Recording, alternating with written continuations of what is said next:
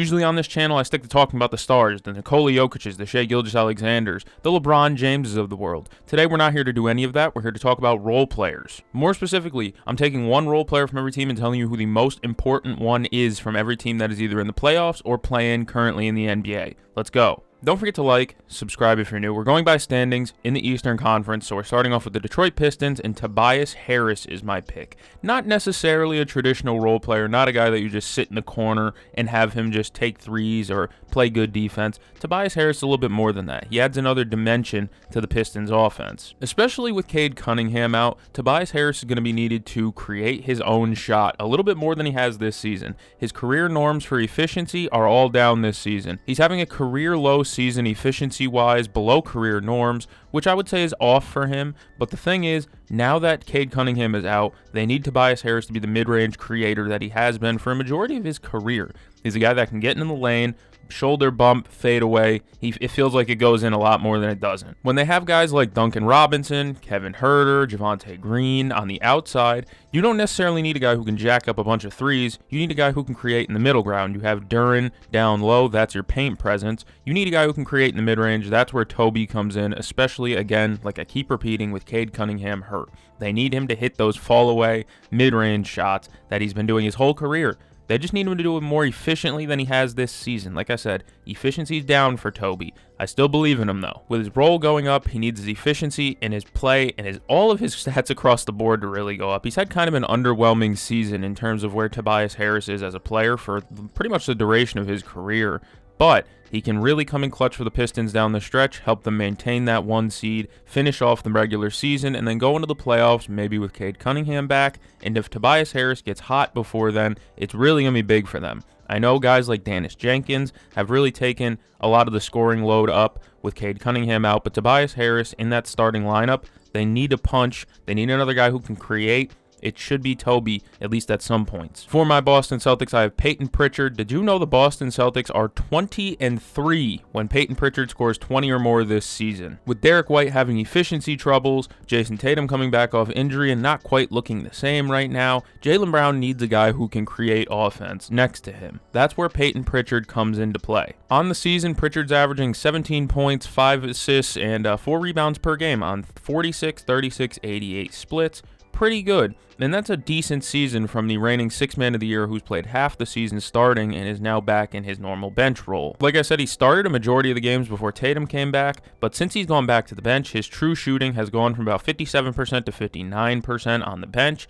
That's pretty good. With Jason Tatum still trying to find his footing with the Celtics, they still need a guy like Peyton Pritchard who can really take the pressure off. He has a little bit of a key to this offense, and especially because he's a good assist-to-turnover ratio backup guard, they just need him to score efficiently. And like I said, 20-3 when Peyton Pritchard scores 20 or more points. That's pretty damn good. The Celtics are also a team that's kind of made on role players. Like, I really batted this one around for a while. You look at the role players on the Boston Celtics, you got Ugo Gonzalez, Jordan Walsh, Baylor Shireman, Neemias Queta, Ron Harper Jr. has played big minutes for them. They have continuously pulled these random rotational pieces out, and it's worked all season. Peyton Pritchard's been a consistent. He's never fallen out of the rotation. He's also been a starter. He's come off the bench. But one thing that they need him to be is consistently good scoring the ball. For the New York Knicks, Mitchell Robinson, pretty easily in my mind. He's still like maybe their second most important player in my opinion. I know he's not being compensated like that pay-wise, and I know there's some issues in his game, but he really does mean a lot to the Knicks. Mitch is a really troublesome player come playoff time because he buys extra possessions. In a game where controlling the pace is very critical in late playoff games, you need a guy who can help scrounge you up some extra possessions, especially if the offense isn't working efficiently. That's what Mitchell Robinson literally only does. The biggest praise I can give Mitchell Robinson is the fact that he's second in the league in offensive rebounding at 4.5 offensive rebounds per game. All the meanwhile, he plays sub 20 minutes. Donovan Clingan is the leader in offensive rebounding per game by 0.2 more than Mitchell Robinson. Here's the thing. Donovan Clingan plays 8 more minutes than Mitchell Robinson does. Mitch also averages over a block per game and is probably their best rim protector in my opinion. It's either him or a guy like Mo Diawara who has the size to go up and contest. It's certainly not Cat. They need Mitchell Robinson because he's one of the best, if not the best, in my opinion probably the best, offensive rebounder in basketball who defends the rim pretty well, and he shoots 71% from the field, which isn't bad. I know it's only dunks and layups, but hey, we've seen some big guys shoot worse percentages on the same shot diet. The only issue with Mitchell Robinson is the fact that this season he is shooting 38% from the free throw line. 38%. Some guys are shooting better than that from the three-point line. I'd say the majority of the good shooters in the NBA shoot better than 38% from the three-point line. Mitch can't even get to 39% at the free throw line. Now, if you want to put it into perspective how bad of free throw shooting that is, Shaquille O'Neal's career free throw percentage is 15% better. Mitch is a net positive player still on the court. Like I said, his ability to grab offensive rebounds, he still crashes defensively as well as a good defensive rebounder, and his ability to be a paint presence on the defensive side.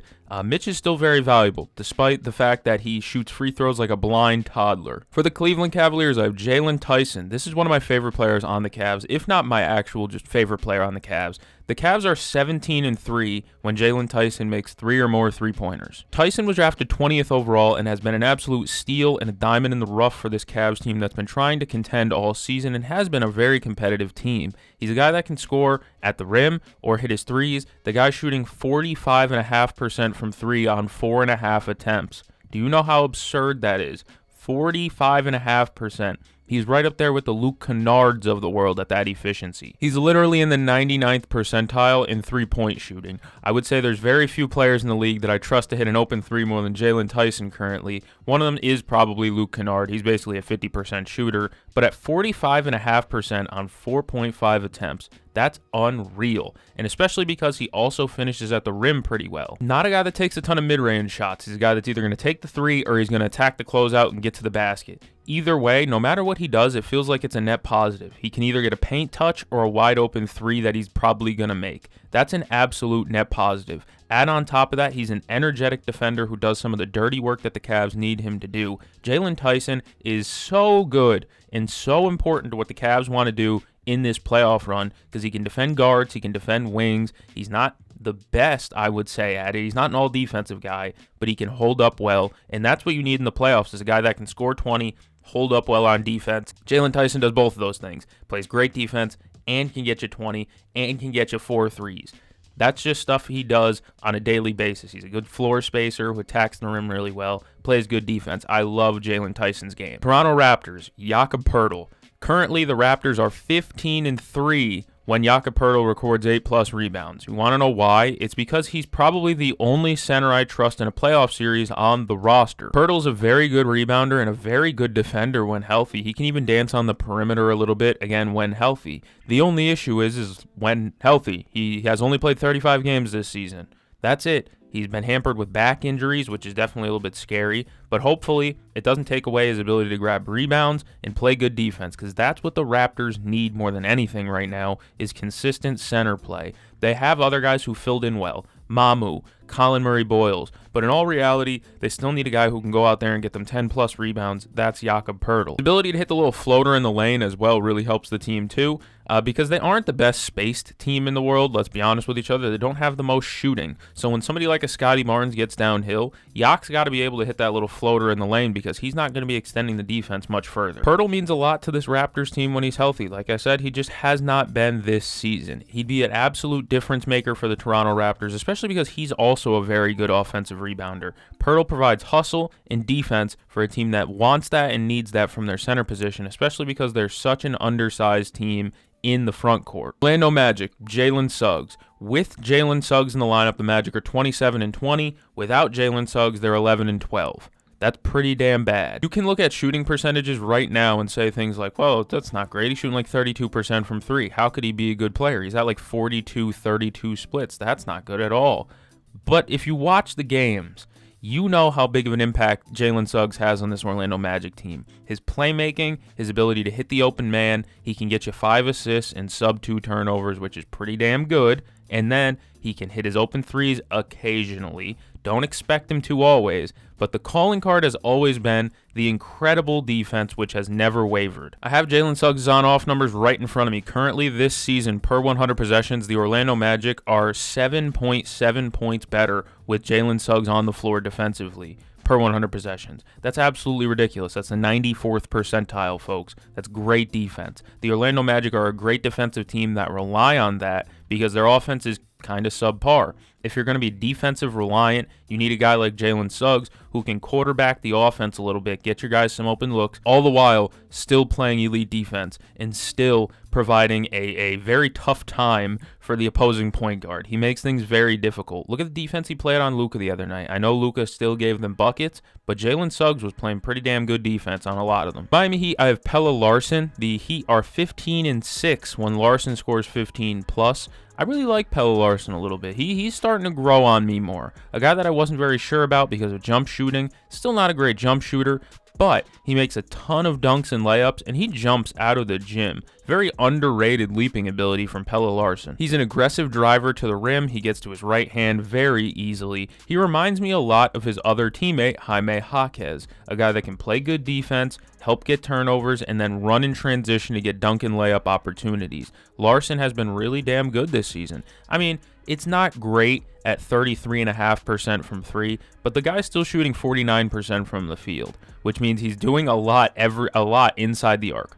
You know, you get him outside the three-point line, it's a different story. You might get an 0 for 4 day or something like that. But anything inside the arc, I mean, the guy's shooting 50% from the field for a reason. He's been a very good depth piece for Miami, and over their recent stretch of games where they've played quite well, Pelle's been a big reason why. The ability to create turnovers and then get out on the break really helps this Miami Heat team because sometimes they struggle to score in the half court. And especially when Pelle's in the half court, he can't really hit a three that reliably. It hurts them a little bit. So you need to be able to create a turnover, get out on the break, or attack the basket really tough. Pelle does all of them. For the Atlanta Hawks, I have Dyson Daniels. Dyson Daniels is a great defender, one of the better in the league. I'd say an elite defender. He pushes the ball in transition really well. He passes very well. He rebounds very well. And he's shooting 51.5% from the field. But if you ask someone for their general opinion on Dyson Daniels, they're going to tell you about the one thing he doesn't do well, and that's shoot threes. Understandably so. It's a skill that a lot of players have in the modern era, but Dyson doesn't, and he's still finding ways to be very productive and important. Since the Hawks started their winning ways or their win streak,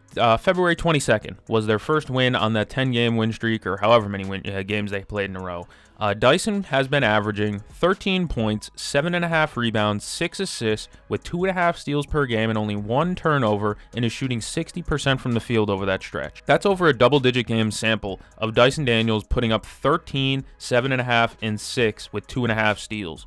That's really good. That's really good. That's like if Draymond could score a little bit more. They're basically the same player, right? They set screens. Dyson's a good screen setter. They need to use that more. They're both elite defensively. Dyson's better with his hands and jumping passing lanes. But I think most importantly is that Dyson still has the ability to create with the ball. Like, he doesn't have a bad handle. He can get downhill in a half court. You know, he's not a guy that only relies on transition. He can get buckets in the half court here and there as well. He's a really good passer. 6 assists to only 1 turnover. That's elite. And of course, 2.5 steals per game is a shit ton of turnovers to force. Dyson Daniels is a force on the court, one of the most valuable players for the Atlanta Hawks. But of course, like I said, you ask the general public about their feelings on Dyson Daniels, they're going to talk about the one thing he doesn't do well. It sucks, but I get it. Like I said, it's the modern era. Every player should have it. I'm going to be honest, he still should be able to shoot, but that doesn't take away his impact on the court that he has regardless of shooting. For the Philadelphia 76ers, I have Joel Embiid. I don't think there's a singular role player that can save this team, to be honest with you. Embiid is the key for the 76ers run. I mean, it's no dig at the rest of the guys, Tyrese Maxey, or any of the other big men that they have, Bona, Drummond, or any other player on their team even, VJ, Quentin Grimes. It's not a slight on any of them. It's just a fact. They're 21-12 with Joel Embiid, and they are 18-21 without Joel Embiid. Those are two different teams. 21-12 is like a 50-win pace almost. Not really, but it's much better than the 18-21 without him. Joel Embiid is super important, and I know I said this is a role player video, but let's be honest with each other.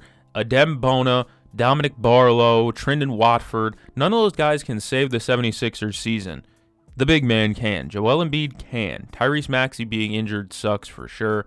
But they need their best player. They need their big man out there. They need the guy that can be the best screener in basketball, as well as hitting a ton of mid-ranges and being able to calm the team down by getting to the free throw line almost at will. Embiid is amazing, and when he plays, he's still super good. It's just the fact that he's always been injured. He's always going to continue to be injured. That's just how Joel Embiid's been his whole career. I feel bad, but like I said, no role player is saving this team. They need their star. For the Charlotte Hornets, I have Moussa Diabate. I know there's a couple of other guys I could have chosen, like Zion James or stuff like that. They're a little bit fun, but I like Moussa Diabate more. I love talking about the Moose every chance I get.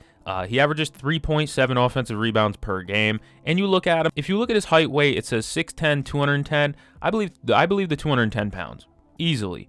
The 6'10 part, I'm like, I don't know. Sometimes I see him standing next to a 7-footer, and he looks like he's 6'5".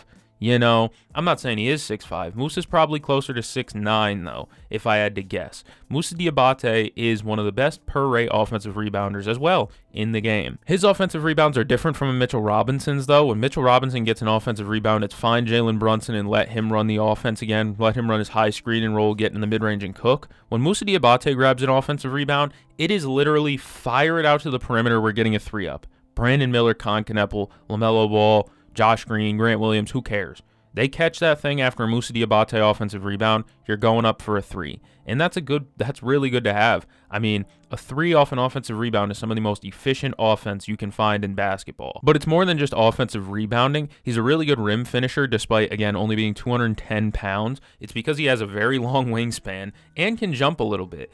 I really like Moussa Diabate. He's an athlete, a switchable center. He can guard guards, wings, bigs. He can crash the glass and get you 10 defensive rebounds, or he can crash the offensive glass and get you 10 offensive rebounds. No matter what, Moussa Diabate has been a plus player for the Hornets all season. Oklahoma City Thunder, I have AJ Mitchell. There's so many role players on the Thunder, you could choose like 8. There's 8 different ones, but you don't need me to tell you how good Alex Caruso is. You don't need me to tell you how good Isaiah Hartenstein is. Those guys were mainstays on their championship team last year. You watched them in the playoffs. AJ Mitchell did not play in the playoffs last year. Did not really play much of it all last season. Since coming back on March 9th from his injury, AJ Mitchell's been back to averaging about 15 points per game and shooting 50% from the field. A floater-heavy guard who gets downhill, gets into the lane, and makes his floaters at such a good clip that you basically just assume it's a layup. On average, I think he can make you about 1-3 a game, which isn't the greatest, but it's not bad either. He's not an elite shooter, but at the same time, his job is to attack closeouts, get downhill, and get to that beautiful floater in the lane. It works so often. I would say he's an important cog in OKC's machine, but I'm not going to lie to you and say that, when in all reality, that when one player goes down, they get good support from the next man up.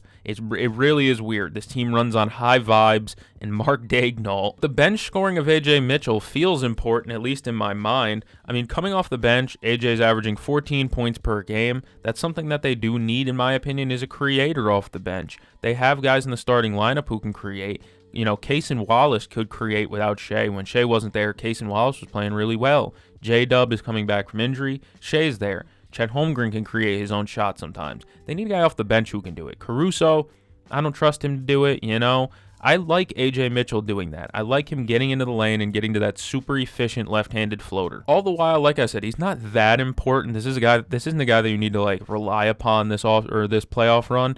Because the team's just so well built and well constructed. They don't need one guy to be successful. They have like 13 who can all produce. For the Spurs, I have Dylan Harper.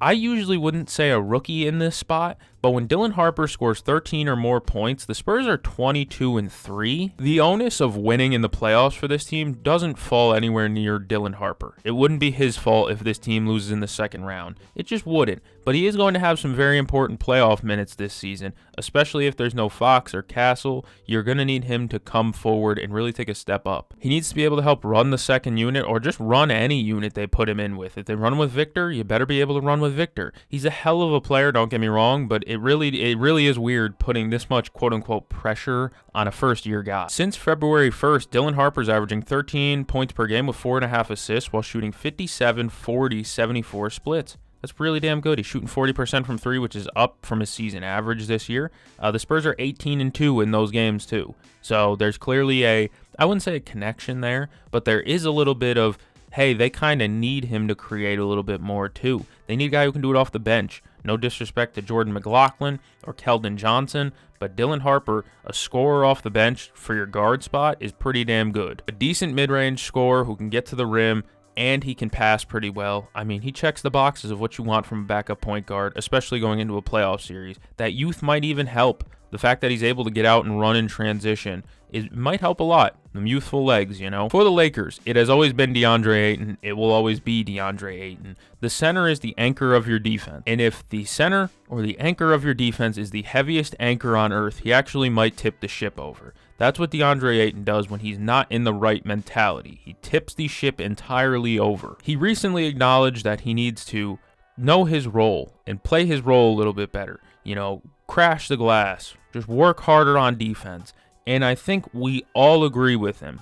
Every single person who saw those comments from Ayton said, that's what we've been waiting for. This is the acknowledgement that you know what your role is. Here's the thing. He said stuff like that before. Before the season, he was bought in. Now you have to rebuy in. I don't know. Is this some sort of Ponzi scheme? The issue with Ayton is that he does these things for a month, long stretch, a couple of weeks, long stretch, where he's hustling, he's cleaning the glass, he's playing super, super well. And then he'll go another 2 weeks where J.J. Redick is forced into playing Jackson Hayes and Maxi Kleber basically the whole game because DeAndre Ayton's got 2 points, no rebounds in 25 minutes. The Lakers need to fully engage DeAndre Ayton down the stretch of this season, and especially in the playoffs. Like I said, the center is by far the most important defensive position, and if Ayton's not locked in and not caring and in a mood, in his, mood swing or whatever, you're going to be bumped very early on. The Lakers have looked really good recently, and it's because of the fact that DeAndre Ayton and Luka Doncic have played some really decent basketball. DA has bought in, and it's helping the Lakers a ton, as you can see over their win streak. The issue is, will the buying in last the remainder of the season, or will it just be another thing where it's like 2 weeks down the line we're complaining about Ayton not trying again? Minnesota Timberwolves, this isn't a role player. It's their second highest paid player. It's Julius Randle. He's the second best player on the team, but sometimes he also feels like the heaviest anchor on the team. He is constantly weighing them down over the last few weeks specifically. The thing is, the Wolves need him to be good. They need him to get downhill. They need him to pass well, too, when he gets put in those double teams in situations like that. They need his rebounding and his size. They need Julius Randle to be good. The issue is, you haven't been getting that. Since March 1st, Julius Randle is averaging 18 points per game with 7 rebounds, 4 assists, and 3.5 turnovers per game while shooting 46 from the field, 28 from 3, and 78 from the free throw line.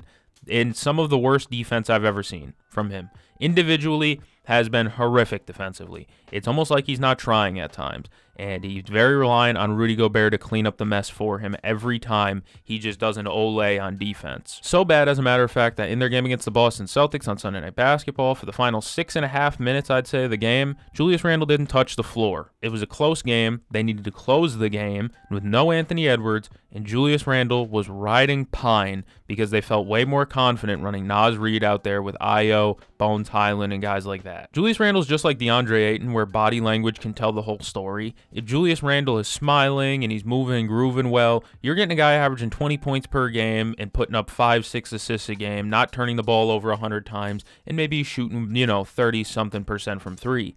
When you're not getting locked in, engage Julius Randle, you're getting a guy that's like 1 for 11, has 5 turnovers, and is literally just letting people walk by him on defense. He's a very polar player. Here's a little walk down memory lane from last year. Remember when he announced that the reason he's so locked in this year was because he quit smoking weed? Is he back on it or something? It's almost like the weed never contributed to his playing at all. It's more so that it was a mental thing. And now that the mental effect has weared off, he needs something that can help him again to feel like Superman. Julius Randle's the type of guy that would 100% fall for the Jordan Secret stuff, where it's just a water bottle that says it's Jordan Secret stuff. He's 100% the type of guy that would fall for a placebo. Let's be honest with each other. Julius Randle would 100% fall for a placebo. For the Rockets, it's Tari Eason. This is pretty easy. Since March 1st, Tari Eason is shooting 32 from the field, 9% from 3. It's .088. 9% from 3. He's made 2 threes over the month of March, I believe. There was a stretch where he missed 20 plus straight threes. He can still defend, don't get me wrong, but if he can't provide any spacing, he's almost valueless because they have Amen Thompson, Alperen Sengun, Dorian Finney-Smith, and just a group of guys that can't shoot worth a damn. Tari Eason needs to be a guy that can make one because he's supposed to be one of their best perimeter shooters, a guy that shot really well last year from three. Instead, they got this version of him, where he hasn't hit a three since before the automobile was invented. Again, he's still a good defender, but in all reality, it doesn't mean anything because you have guys out there that need spacing. But since the turn of the new year, I feel like it's been since New Year's, Tari Eason just has not been good. Has not been the same player that he was before the new year. It's really weird to just watch a player go through a stretch this bad. Like it isn't like, a stretch where he's like, oh, he hasn't hit a three in 3 games. No, he's hit 2 threes in like 15 games. That's not good. I don't know what else to say about it. I like Tari Eason a lot. He's doing a ton of work to get that contract number lower and lower and lower for this offseason. So, hey, maybe the Rockets can get him back on a good value deal because he might shoot himself from a 40% three-point shooter down into the freaking 20s at this rate. For the Nuggets, I have Cam Johnson. Cam Johnson is shooting 43% from three on the season on about 4.5 attempts per game. He's been really, really good for them. They needed him to be really good because they traded Michael Porter Jr. for him, who's an elite shooter, and they got elite shooting. The only thing I have a complaint with for Cam Johnson, if you look at the clutch numbers, Cam Johnson is shooting 1 for 11 on general field goals in the clutch, including 1 for 8 from three. I believe that is 12.5% from three. Now, I know 1 for 11 and 1 for 8. It's not the biggest sample in the clutch, but man, I feel like I've watched him miss a ton of clutch opportunities whenever I turn on a Nuggets game. He's still a really good shooter, and he still provides a ton of value for this Denver Nuggets team. I know technically the most important role player is Aaron Gordon, but I think Aaron Gordon's transcended role player, like with the Derek Whites. That's not your typical role player. Johnson also has to just play good defense as well. In my opinion, I watch the Nuggets and I don't see a very good defensive team. Cam Johnson's not the biggest reason why. Their center might be, but Cam Johnson is not the biggest reason why. However, you can't allow straight line drives to the rim, which I've seen him do a couple of times as well. I really like Cam Johnson. 43% from three on 4.5 attempts is good no matter how you slice it. The thing is, he needs to hit more threes in the clutch, just be better in the clutch, and play a little bit better defense, in my opinion. Phoenix Suns, Colin Gillespie. Gillespie shooting 42% from three on the season, as well as putting up 5 assists to only 1.5 turnovers. He's a really smart guard. Reminds me of like a Tyus Jones, but with a better three-point shot, and can defend a little bit. Very handsy, pesky defender who gets in your chest, honestly. He's a very high-up defender. And the Suns can make some noise if they're healthy, I guess. They can hit a bunch of threes. If they get hot, it can really be a difference in a playoff series. Colin Gillespie is a big reason why. He's a bomber. I think, like I said, 42% from three on the year. He's in the 43% from the field. So they're very close. The Suns are healthy. They have a chance to make some noise. Colin Gillespie is a big reason why. And Colin Gillespie is quite the good player. Had a hell of a season. I really enjoy watching him. Trying to breeze through these last three. Derek Jones Jr., airplane mode, whatever the hell you want to call him. Derek Jones Jr. is a very good three-point shooter, as well as being maybe one of the most athletic players in basketball with his leaping ability. I feel like the guy can touch the top of the backboard. He can almost high-five the shot clock. There's not much that can make this Clippers team competitive again. The Kawhi Leonard's been in and out of the lineup recently. They've gone on a bit of a skid. They have not been great. I don't think this is a contender no matter how you slice it, but Derek Jones Jr. is a very good role player. I really enjoy watching him because he finishes well at the rim too. He's a guy that can attack the closeouts, finish well at the rim, and can hit the open three if he's given the opportunity and play some alright defense. It's a pretty good role player. Portland Trailblazers, I have Toumani Camara. He can take a charge, play some good isolation defense, maybe hit a three here and there. The only thing I don't like is that his corner three-point percentage still hasn't gone up. And that was one thing that I really wanted to see him develop more this year. I'm a little bit disappointed by his development, although he is still, like I said, very good defensively, not afraid to take a charge, not afraid to get involved in a play, maybe block a shot here and there. He is a 6'9" guy. Defense alone makes him valuable, though, even if the three-point shot fades in and out. I really like Toumani Camara a lot. And we are moving on to the last team. It is the Golden State Warriors and Guy Santos. I chose Guy Santos because he's a guy that's really helped them off the bench during their missing of Jimmy Butler, Steph Curry. Like half their team's been hurt. Guy Santos has stepped in and been pretty good off the bench. He's been a double-digit scorer a majority of the time that he's been in the rotation. Has hit his shots at a respectable enough clip recently for me to actually notice him. His effort will not go unnoticed despite the Warriors not being the greatest team, not being in a position to succeed, and not really being contenders at all. If you stayed to the end right now, that means you enjoyed the video. You should like and subscribe. I don't see why not. Thank you all for joining me. Comment down below what you think or who you think is the most important role player on your team. I'm going to catch a game. See you guys in the next one.